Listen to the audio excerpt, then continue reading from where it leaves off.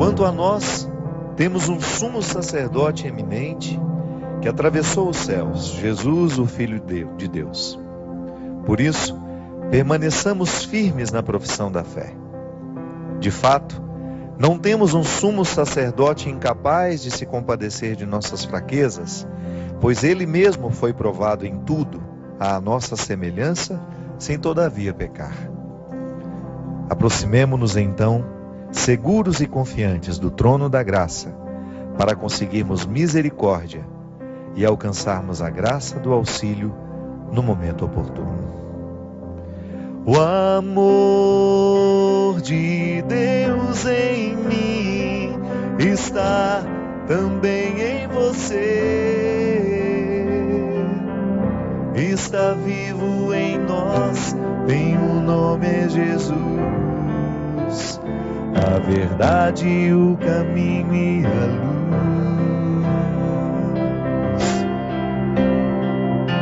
Ele veio nos dar a paz, seu amor é demais. Está vivo em nós, tem um nome é Jesus. A verdade, o caminho e a luz. Muito boa noite, é com muita alegria que nós começamos mais um programa Direção Espiritual. Obrigado pela oportunidade de estar com você nessa noite, entrar na sua casa e a gente estabelecer este momento, essa oportunidade de partilhar a nossa vida. Hoje a gente inicia o nosso programa recordando que o sacerdócio de Cristo nos dá a graça e a confiança de nós aproximarmos dele, oferecendo a ele tudo aquilo que temos de mais precário em nós. O sacerdócio de Cristo não é para a sua vaidade, não, é um serviço. Por isso que tantas vezes a gente fala que sempre que nós nos aproximamos do coração do cristianismo, a gente descobre que tudo aquilo que demanda a autoridade cristã não tem outro objetivo senão nos tornar servidores. É para a gente servir. E o primeiro a servir, o primeiro a dar o exemplo é Ele, o Cristo. O seu sacerdócio é justamente para nos resgatar, para nos salvar. Não é missão específica do sacerdote retirar aquilo que está do lado de fora e colocar dentro do lugar santo? Não é esta a grande missão? Eu, como padre, eu participo diretamente do sacerdócio de Cristo assim. Eu tenho a oportunidade de recolher as realidades que estão fora, que estão do outro lado, né? A gente pode até usar aquela expressão bonita de Jesus em muitos momentos, ainda que ele não falasse disso, mas a sua missão se resumia em trazer para dentro de Jerusalém aqueles que foram expulsos pelo processo religioso, pelo preconceito, pela injustiça. Era isso que Jesus fazia. Ele colocava para dentro dos muros de Jerusalém aqueles que estavam julgados fora. E ainda que não fosse dentro da cidade concreta, ainda que isso fosse apenas uma metáfora, é muito significativa. Essa Jerusalém eterna, que Jesus não admitia que ninguém pudesse ficar de fora. Por isso ele desafiou as autoridades religiosas do seu tempo, que insistia tanto em classificar as pessoas. E porque classificava, tinha o direito de julgar fora aqueles que eles consideravam os não merecedores da pertença. Por isso que Jesus recolhe. Passa a sua vida, a sua missão, é sempre passando nas periferias do mundo. Lá naquele lugar, em Israel, naquela época, com a configuração geográfica daquele momento, ele passava pelas periferias para buscar aqueles que estavam jogados fora. Tão interessante a gente identificar essa inclusão moral que Jesus fazia, essa inclusão afetiva, essa inclusão política, essa inclusão religiosa. Todos aqueles que estavam desfavorecidos pela vida de erros que tinham praticado, né? Volto a dizer, o sistema religioso do tempo de Jesus, naquele onde ele foi criado, era muito rígido. As pessoas, os sacerdotes, os sumos sacerdotes, estavam justificados pela lei de Moisés de cometer até alguns absurdos. É por isso que nós não podemos ler a lei de Moisés sem ter a luz do Cristo sobre ela. Porque o que Jesus faz com a lei de Moisés? Ele despreza? Não. Ele reinterpreta. A partir de quê? Do novo e definitivo ponto de interpretação das Escrituras, que é a misericórdia de Deus. Jesus nos ensina que se a gente quiser compreender a lei, nós teremos que mergulhar no coração de Deus antes. É um pouco do que eu escrevi no meu livro último, O Discípulo da Madrugada. Se você tiver a oportunidade de ler este livro, vai fazer bem ao seu coração. Por quê? É uma tentativa de reinterpretar o passado, as Sagradas Escrituras, onde alguns textos podem até nos parecer absurdos, à luz da experiência de Jesus. O homem que faz essa experiência no livro é um mestre da lei, alguém profundamente entendido na lei mosaica, alguém que tinha uma influência religiosa no seu tempo, até que encontra Jesus e escuta Jesus fazendo o discurso das bem-aventuranças. Foi um encontro definitivo para aquele homem, porque ele sentiu-se incomodado quando Jesus disse: bem-aventurados os puros de coração, porque só eles verão a Deus. Esse homem espera a multidão se desfazer e pede a Jesus o direito de estar com ele escondido, porque ele não podia ser visto ao lado de Jesus. Volto a dizer, esse personagem do livro era um homem importante dentro do contexto religioso daquela época. E Jesus desafiava essas estruturas religiosas. Afrontando como? De maneira amorosa, incluindo os que estavam julgados fora. Os que estavam renegados, desprezados pelo sistema religioso. Então esse rapaz começa a encontrar-se com Jesus sempre na madrugada, porque ele não queria ser visto. Por isso o livro se chama O Discípulo da Madrugada. E a partir destes encontros, ele começa a ressignificar dentro dele o significado da lei. Ele começa a reinterpretar as obrigações religiosas que estão prescritas aqui no Antigo Testamento. Os primeiros livros, né? O Pentateuco, né? Esses 5 primeiros livros da Bíblia, eles estão arquitetados dentro de um conjunto de regras, de instruções que são importantíssimas para os judeus. E Jesus era judeu. Aquele homem, o discípulo da madrugada, era um judeu, mas que em muitos momentos da sua vida percebeu que era cruel em nome de Deus. Ele agia com crueldade, sempre amparado pela lei, porque se a gente lê apenas a letra, se a gente não entra no coração da letra, a gente também tem o direito de ser cruel. A Sagrada Escritura justifica muitas crueldades. Basta você lê-la fora do conceito, fora do amor que Jesus nos ensina.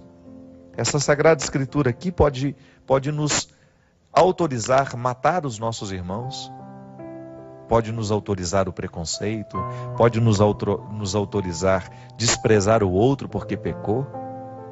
Mas eu lhe pergunto, isso tem coerência com aquilo que Jesus nos ensina? Aquele discípulo, ao encontrar-se nessas muitas madrugadas, foi desconstruindo dentro dele a arrogância que era tão própria do seu comportamento. Bem-aventurados os puros de coração, porque só eles verão a Deus.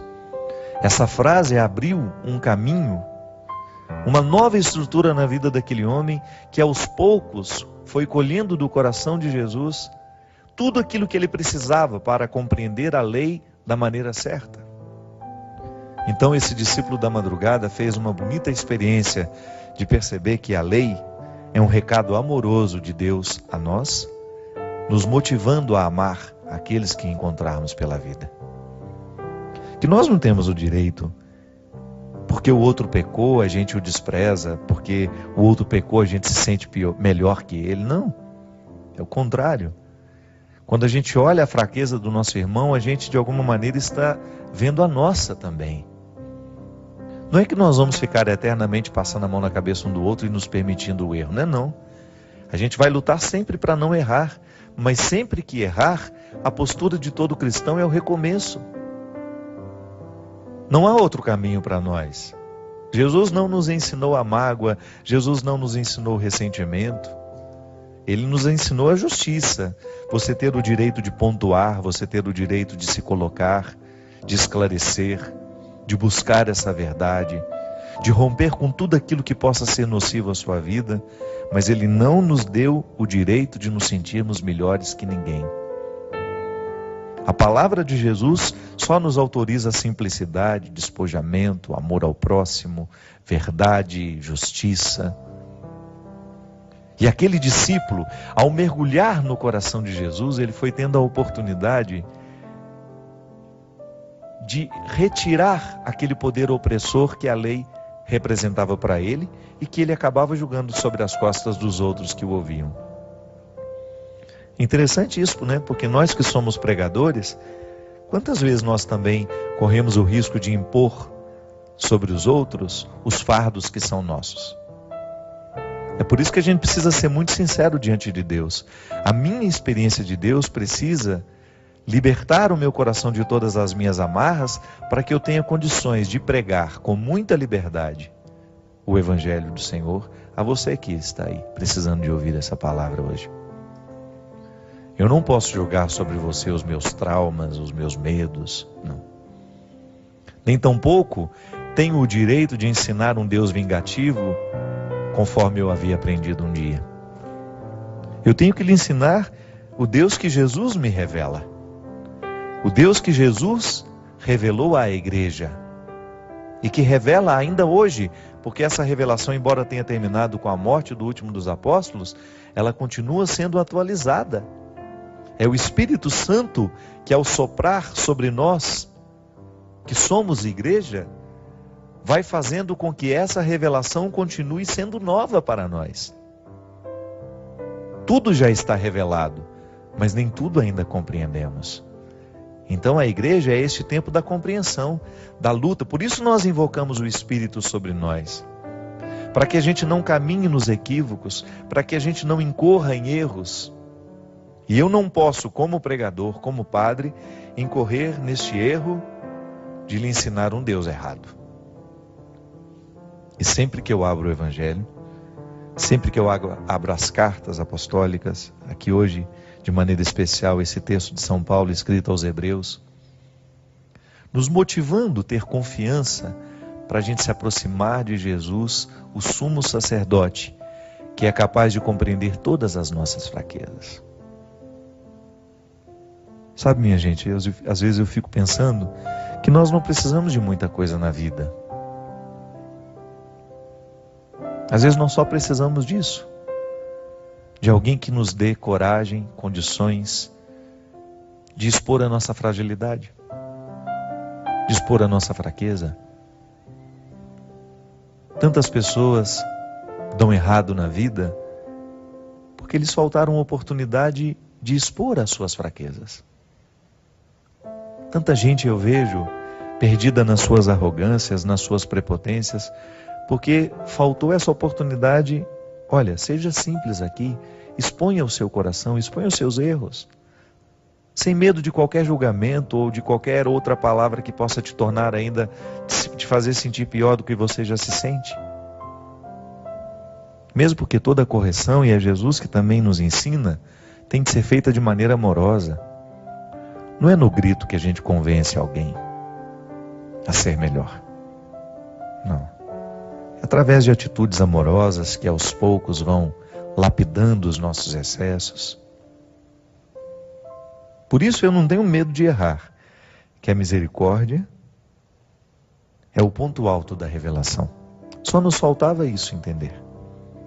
E é isso que Jesus nos traz, quando Ele nos diz que o coração do Pai é amor. Que Deus é amor, que nós temos o direito de chamar Deus de maneira carinhosa, Abba, papai, paizinho. É a maneira mais íntima que um filho pode chamar seu pai. É assim que Jesus nos ensina, que é com essa intimidade que nós temos o direito de adentrar esse santuário, que até então, no seu tempo, só o sumo sacerdote tinha o direito de entrar, uma vez por ano. Olha como Jesus democratiza o acesso a Deus. Olha como Jesus permite, estabelece pontes para que a gente ultrapasse essa distância que às vezes é tão grande entre nós e o Senhor. Aproximemo-nos então, seguros e confiantes do trono da graça, para conseguirmos misericórdia e alcançarmos a graça do auxílio no momento oportuno. Essa é a palavra para todos nós, que tantas vezes temos medo de nos aproximar de Deus, porque achamos que somos pecadores demais, que Deus não vai ter um pingo de paciência com a gente. É interessante, tantas vezes eu encontro pessoas que se autodesprezam, que se desprezam, que se enxergam muito piores do que são. Eu encontrei uma senhora ao longo da minha vida que me impactou muito pela sua bondade, pela beleza de sua alma. E sempre que a gente lhe fazia um elogio, ela mudava de assunto, ela não deixava o elogio ser concretizado. E depois de muitas tentativas de fazer esse elogio, ou de demonstrar a ela que a grandeza da alma que ela tinha impactava todos aqueles que estavam próximos, depois de muitas tentativas eu resolvi dizer a ela: por favor, deixa eu terminar o elogio. E ao lado dos filhos que estavam lá, todo mundo começou a rir, e uma das filhas disse: a minha mãe não sabe ser elogiada, padre. A minha mãe não sabe ser elogiada. Por quê? Por que isso acontece com a gente? Não é por acaso. A história sofrida que às vezes a gente teve, por termos sido em algum momento desprezados por alguém que era importante para nós. Uma história sofrida que a gente não soube corrigir dentro da gente. E de repente a gente fica aí, sem saber receber o amor dos que nos amam, ou sem saber receber um elogio que a gente mereça ouvir. A gente fica rude, a gente fica não se sentindo merecedor de absolutamente nada, sempre estabelecendo uma relação com a vida como se nós fôssemos um tapete, um capacho, por onde todo mundo passa. Não. Sempre que nós fazemos uma experiência de Deus fecunda, sempre que nós nos aproximamos do Senhor, isso é modificado dentro de nós. É como se Ele nos desse um beijo, sabe? Que nos fizesse sorrir e reconhecer a beleza de quem somos. A beleza que existe em mim, que existe em você. Porque não é possível que os erros da nossa vida tenham sido capazes de apagar toda a nossa beleza. Pode ofuscar. Pode até ter ofuscado, mas não apagou. Porque esse beijo de Deus em nós é indelével, não muda, não pode ser arrancado. O amor de Deus em mim é igual em você. Da mesma maneira como Deus amou Francisco de Assis, ama a mim e ama você. Da mesma maneira como Deus ama os santos, amou os santos, Ele ama a mim, ama a você. Ama você. Então é só a gente ter coragem de se aproximar desse trono da graça, para a gente conseguir essa misericórdia que corrige tudo dentro de nós. Porque isso também é verdade. Quando Deus entra na nossa vida, a gente nunca mais se olha da mesma forma. Porque Deus converte o nosso olhar. Deus converte a maneira como nós nos interpretamos. Permita isso hoje. Aproxime-se deste trono da graça, receba essa misericórdia. Sinta hoje esse beijo de Deus mais uma vez na sua alma, na sua vida, a lhe recordar do imenso valor que você tem para Ele. Nós vamos para um rápido intervalo e a gente volta já já com o programa Direção Espiritual. Eu vi que tem alguns e-mails aqui. Esses e-mails que eu estou respondendo são até do ano passado, viu? Porque a gente terminou o ano com um número, graças a Deus, com um número de grande de partilhas. Então eu vou pegar algumas partilhas que foram feitas no ano passado, porque são histórias importantes. Deus ajude até que essas pessoas não estejam passando essas situações, né? Se foram enviadas no final do ano, mas pode ser que ainda estejam na mesma realidade. Padre Fábio, essa pessoa não quer se identificar. Ela diz assim: minha namorada é católica e é por ela que eu escrevo. Tenho dúvidas a respeito do segundo casamento. Ela já foi casada, mas comprovadamente, padre, o seu marido a traiu. Por esse e outros motivos, eles se separaram. Após um tempo, eu apareci em sua vida. Padre, tenho confiança de que ela é o amor da minha vida. Sou muito apaixonado por ela, mas ela tem resistências. Diz que tem medo de não estar fazendo o que Deus quer ao separar e ter essa nova relação. Eu quero muito, padre, casar-me com ela, ter uma família. Eu nunca fui casado e ela se casou na igreja. Deus prefere que ela continue vivendo uma vida triste, mas com o marido que casou pela primeira vez, ou que ela viva uma vida feliz? Mesmo que esse feliz seja ser no primeiro casamento, seja sem ser no primeiro casamento. Só para o senhor ter uma ideia, padre, ela já até se separou no civil. Eu posso fazê-la feliz, tenho consciência disso. Falta ela entender o que Deus quer para a vida dela. Ela sempre se questiona se está fazendo o certo. Mas, padre, o que seria o certo? O que seria o melhor? Tem como ela viver em comunhão com Deus sem comungar a Eucaristia? Só sei dizer, padre, que a amo muito, muito, muito, e sou capaz de esperar por ela. Muito obrigado desde já. Meu filho, você faz algumas perguntas que são impossíveis de serem respondidas, né? Porque eu não estou dentro do coração dela e nem você. A gente não sabe quais são os impedimentos que ela enfrenta. E mesmo que a gente ter dúvida, não é nenhum problema, né? Jesus não respondeu aquela pergunta difícil que Pilatos fez para ele. O que é a verdade? Ele ficou caladinho, né? Ele ficou caladinho. Porque ele já tinha respondido com a vida dele. Ele já tinha respondido com as suas opções, com as suas escolhas. E a verdade será sempre o território ardiloso que vai requerer de nós muita sabedoria na percepção dos fatos. Você tem razão, sim.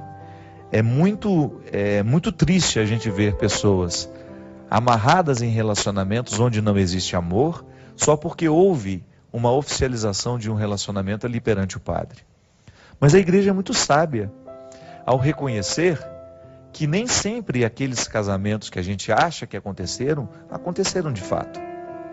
Por isso que ela tem proporcionado aos fiéis cada vez mais a oportunidade de ter pessoas capacitadas do ponto de vista jurídico, eclesiástico, né? Porque nós precisamos fazer uma distinção. Da mesma maneira como a sociedade tem o seu tribunal, a igreja também tem o seu. Então, no tribunal da sociedade, lá se julgam os crimes, os fatos que são ligados à vida social. Dentro da igreja, nós temos o tribunal eclesiástico, que vai julgar, analisar situações específicas da vida religiosa de uma pessoa. Por exemplo, a declaração de nulidade de um sacramento é um atributo específico do tribunal eclesiástico. Por isso, você não diz o seu nome aqui, se você tem alguma dúvida em relação à validade do seu casamento, procure na sua paróquia. Quem é o padre responsável, ou o advogado, né, eclesiástico, digamos assim, que poderia conversar com você para que você tenha condições de entender se o seu sacramento houve ou não. Porque existem muitas pessoas que alimentam este sofrimento psíquico, que isso aqui é um sofrimento psíquico. A menina tem a consciência do valor do sacramento e ela não quer estabelecer um segundo relacionamento, embora ela tenha o direito de estabelecer, porque ela vai deixar de comungar, mas ela não é expulsa da igreja. Tantas pessoas de segunda união, o que precisa haver é uma consciência de que esse primeiro casamento realmente não existiu, não aconteceu, não existe amor, não existe vínculo, eu estou infeliz. não tenho filhos, quero ter o direito de recomeçar a minha vida. A igreja nunca vai lhe proibir de fazer isso. Para isso ela vai lhe dar todos os conselhos necessários, né, para que você possa aliviar um pouco desse sofrimento psíquico, que eu volto a dizer, é um sofrimento que realmente perturba uma pessoa que quer e deseja ser fiel à igreja. Mas por outro lado, você tem o direito de esclarecer isso e livrar-se de repente desse sofrimento. Porque eu particularmente penso que onde não existe felicidade, ali não existe amor. Quando é que você percebe que vale a pena lutar pela relação? Muito embora aqui já até tenha tido um divórcio civil, né? Já se separou na vida civil. Quando é que você deve lutar pelo casamento? Quando você sente que ama. Apesar de todos os erros do outro, você continua amando. E você sabe que esse amor é o valor máximo que você precisa para insistir naquele relacionamento. Agora, minha filha, se você sabe que o outro não te ama e que você também não ama, busque reorientar o seu coração diante de Deus para que você tenha o direito de refazer a sua vida. Busque uma direção espiritual de alguém que possa lhe ouvir de maneira mais próxima. Aqui no programa a gente tem o limite de não poder ouvir o outro lado. Porque às vezes tantas pessoas eu encontrei muito conflituadas, esse conflito se desfaz no momento que a gente conversa. Sobretudo quando a gente descobre que Deus nos ama tanto, que é capaz de compreender o nosso coração e os conflitos que nos visitam, não é?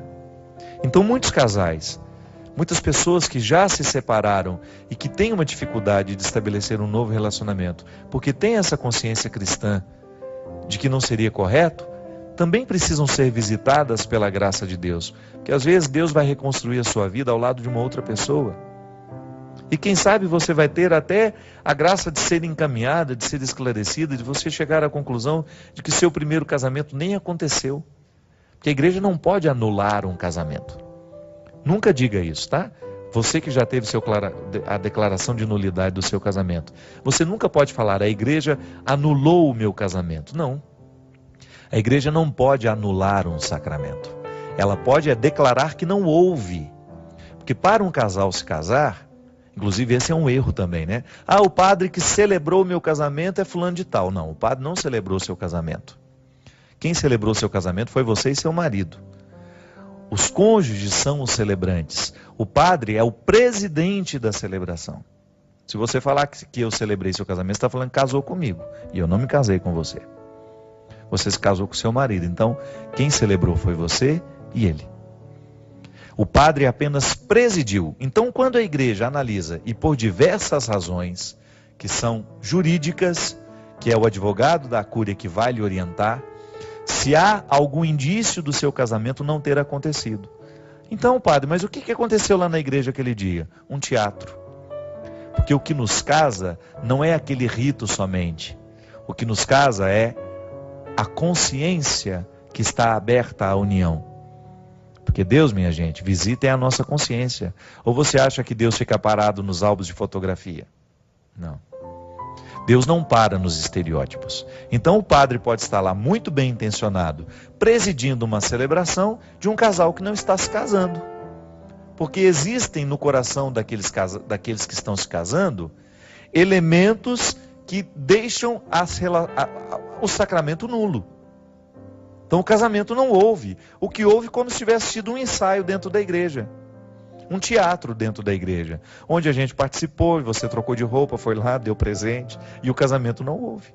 Então todo casamento que a igreja declara que foi nulo, não é que ela está anulando, é que ela está declarando que aquele sacramento nunca existiu. Por quê? Porque o casal não se casou. Pode ser que tenha havido apenas uma aceitação do sacramento de uma das partes.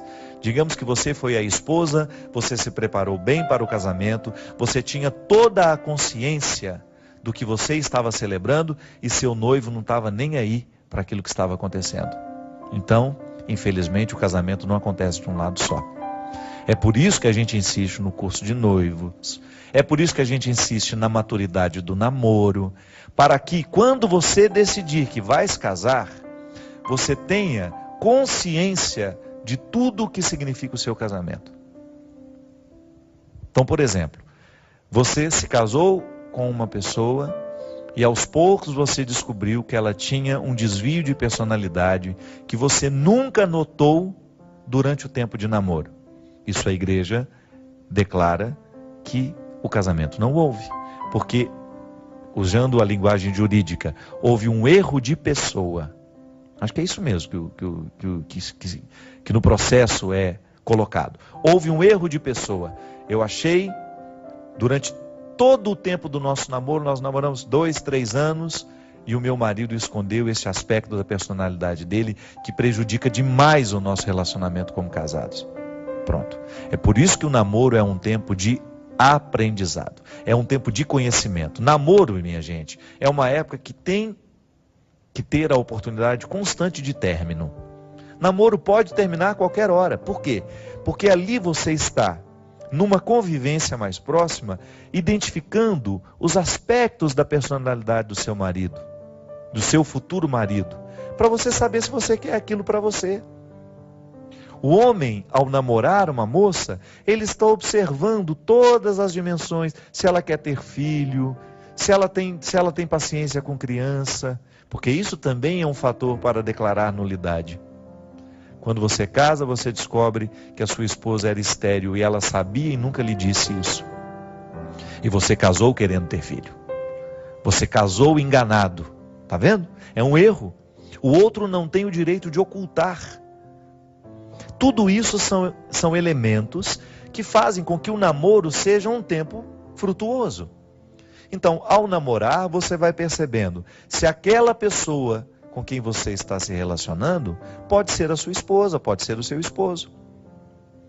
Por isso que a gente tem que dar tempo, o namoro tem que ser um tempo de conhecimento, para você conhecer a família dela, para você conhecer o jeito dela ser. É claro que sempre vai ter uma preservação de um mistério, mas não pode ser a coluna vertebral daquele temperamento, sabe? Entende? Você vai conhecer detalhes da pessoa depois que casa, na convivência. Mas o estrutural, aquilo que faz a pessoa ser quem ela é, você tem que conhecer durante o tempo do namoro. Não podemos nos casar enganados, senão o casamento não existiu. E não adianta o padre ter dado a bênção. A bênção que sacramenta uma união é aquela que acontece no íntimo dos corações, quando as pessoas sabem quem elas estão recebendo em matrimônio. Então, por isso que nunca é tarde para a gente colocar essa consciência em nós.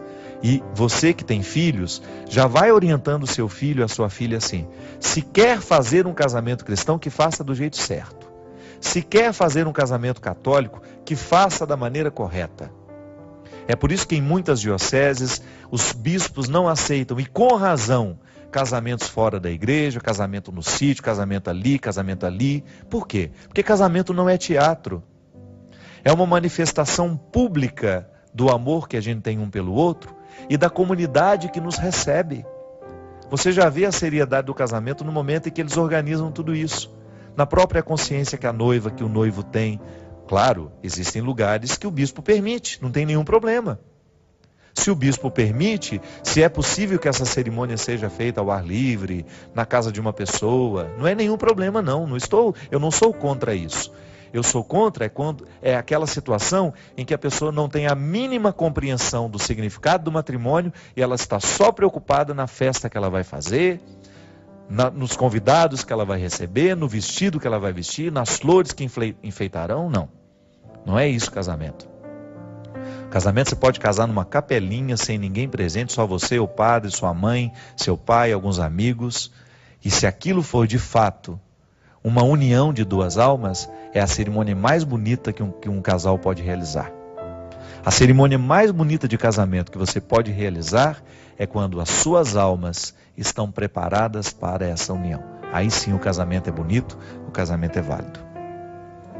Padre, sou católico, há muito tempo não vou à igreja. Eu estou escrevendo porque estou muito angustiado. Eu moro com um rapaz há 5 anos, mas esse tempo todo que estamos juntos, nunca senti-me amada por ele. Gosto muito dele, mas temos opiniões diferentes, temos gostos diferentes. Enfim, não sou feliz ao lado dele e me pego na maioria das vezes reclamando, pensando no quanto eu seria feliz estando solteira. Penso muito em me separar, padre, mas ao mesmo tempo vem um sentimento estranho de que não posso deixá-lo. Quando começo a pensar na nossa separação, vejo o quanto ele depende de mim e, na verdade, sinto pena em deixá-lo. Fico com aquele sentimento de que ele não vai saber viver sozinho, mesmo porque nossos parentes moram no norte de Minas e nós moramos no interior de São Paulo. Enfim, quero me separar, mas ao mesmo tempo não quero magoá-lo. Eu não estou feliz, padre. Me ajuda, não sei o que fazer. Minha filha, você não é casada com ele, você só mora com ele. Se você identifica que você está ao lado dele somente por pena, por dó, isso é muito pouco, né? Eu acho que ele merece uma pessoa que o ame de verdade. Infelizmente é assim também, né? As pessoas não chegam nem a fazer um namoro, já estão morando juntas. Apressam tudo. Gente, hoje relacionamento tem ficado cada vez mais difícil porque as pessoas não são pacientes para viverem o processo. Então, 2 meses de namoro já estão dormindo um na casa do outro, já estão praticamente tendo uma vida de marido e mulher. Não dá tempo nem de sentir o mal-estar, né? Que nos dá o direito de separar. Volto a dizer, o namoro é o tempo onde você experimenta o bem-estar e o mal-estar de estar ao lado daquela pessoa. Você se casa quando você percebe que o bem-estar é superior ao pequeno mal-estar que às vezes você tem. Mas tem gente que não. Já junta, e em 2 meses, 3 meses, já tá tendo uma vida de marido e mulher, e depois vivem esses conflitos aqui. Pensa 2 vezes antes de entrar na mesma casa que uma pessoa. Para você depois não ter esse desconforto maior. Porque quando nós não somos responsáveis com os vínculos que a gente estabelece, quando a gente se ajunta de qualquer maneira, a gente também corre o risco de depois terminar de qualquer maneira, o que pode ser muito desastroso para o outro. A gente precisa zelar muito pelo nosso coração. Interessante como nós temos ficado tão negligentes, né, com os nossos sentimentos, com aquilo que se passa na nossa vida íntima. Não pode não. A gente tem que zelar um pouco mais por nós. A gente falava aqui no início do programa que a gente tem o direito de se aproximar de Deus com todas as nossas mazelas, né? Com todas as nossas misérias. Deus sempre vai nos dar essa experiência do recomeço. Mas vamos tomar cuidado antes de cometer tantos erros. Vamos ficar um pouco mais cuidadosos com a gente. Fique um pouco mais cuidadoso com seus sentimentos, com os vínculos que você estabelece, com as escolhas que você faz. Você continua tendo, depois que deu errado, alguma coisa deu errado na sua vida, você continua tendo o direito de se aproximar-se deste altar, de encontrar esse sumo sacerdote que tudo perdoa, que tudo restaura, que tudo transforma. Deus não tem problema com o pecado. Deus sempre perdoa o nosso pecado toda vez que a gente se arrepende dele. O problema é que às vezes a gente não se perdoa. O problema é que às vezes as consequências dos nossos erros vão marcar a nossa vida durante 5, 6, 7, 8, 10 anos. Às vezes marca uma vida inteira. Imagina, digamos que a gente vai ter 80 anos de vida, com uma perspectiva boa, né? Digamos que a gente passe aí 10, 15 anos amargurando escolhas erradas, porque nos faltou um pouco de cuidado. Essa vida é muito curta, minha gente. Zele pelos seus sentimentos. Olhe-se com responsabilidade. Volto a dizer, Deus não tem problema com o pecado. Deus não tem o problema com os erros que a gente comete. Mas os erros deixam consequências. Por isso, antes de errar, antes de dar um passo em falso, analise se vai valer a pena. Antes de entrar para dentro de casa para morar juntos, analise se vai valer a pena. Não seria mais interessante você viver um namoro conforme manda as regras? A tradição nos ensina tantas coisas boas. Erra menos aquele que obedece essa tradição. Dar os passos do jeito mais convencional, sabe? Faz bem. Faz bem a gente ser um pouco retrógrado. Ter uma mente que nos posicione assim com um pouco mais de cautela. Porque depois que os erros acontecem, depois que o pecado chega à nossa vida, que é justamente isso, esse incômodo, essa sensação de ter vivido a vida do jeito errado, de ter machucado quem a gente ama, naturalmente machucado a Deus. Depois que isso acontece, a gente tem que cuidar das consequências. Que Deus nos ajude a clarear cada vez mais o nosso coração, para que a gente erre menos, para que quando a gente tiver que lidar com os nossos erros, que seja sabedoria. Desça com sabedoria. Desça sobre mim e sobre você a bênção e a proteção do céu. Ele que é Pai, Filho e Espírito Santo. Amém. Até a semana que vem, se Deus quiser.